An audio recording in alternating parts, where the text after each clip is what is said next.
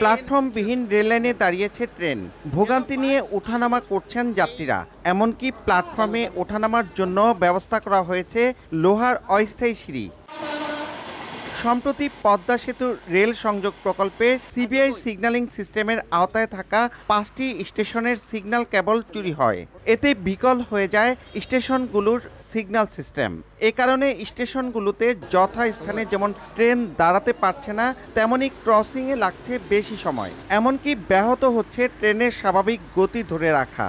এতে চরম ভোগান্তিতে পড়েছেন যাত্রীরা। চোরে সবগুলা লিয়ে গেছে চুরি করে। এখন আমরা 24 ঘন্টা 6 জনে এখানে ডিউটি দিই, আর জানি কোনোভাবেই সম্ভব হয় না চুরি করার, আমরা চুরি করতে দিব না। প্ল্যাটফর্ম আমাদের 2 সাইড আছে, কিন্তু আমাদের ট্রেন দাঁড়াচ্ছে মাঝ লাইনে। দেখা যাচ্ছে আমাদের এখান থেকে নামতে অনেক গর্ভবতী মহিলা আছে, তারপরে অনেক মুরব্বী আছে, তাদের উঠানামা এখানে সমস্যা হচ্ছে। আমাদের এই মাওয়া প্রান্তের রেলটি প্ল্যাটফর্ম ছেড়ে বাইরে এসে আমাদেরকে ট্রেনে উঠতে হয়। এটা যাত্রীদের জন্য খুবই একটা ভোগান্তির কারণ।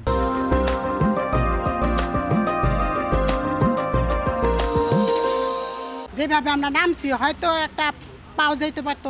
দুর্ঘটনার ঝুঁকি এড়াতে ম্যানুয়ালি রেল লাইন ফিক্সড করা হয়েছে। নিরাপত্তা বাড়াতে নিয়োগ করা হয়েছে অতিরিক্ত প্রহরী। শিগগিরই সমস্যার সমাধানের আশ্বাস কর্তৃপক্ষের। সিগন্যালিং তার চুরি হওয়ার কারণে সিগন্যালে সমস্যা হচ্ছে, তার ট্রেনগুলো তার নির্ধারিত গতিতে চলতে পারতেছে না এবং ক্রসিংয়ের সময় বেশি সময় লাগতেছে, এবং আমরা আশা করি দ্রুত এই সমস্যার সমাধান হবে। পদ্মা সেতু অতিক্রম করে বর্তমানে 4টি ট্রেন আসা যাওয়া করে।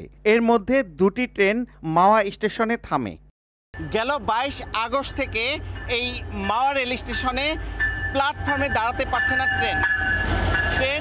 এই মাঝখানে দাঁড়ানোর কারণে যাত্রীর ওঠানামা হচ্ছে নানা চ্যালেঞ্জের মধ্যে। মুন্সিগঞ্জের মাওয়া রেলওয়ে স্টেশন থেকে নাসির উদ্দিন উজ্জ্বল, সময় সংবাদ।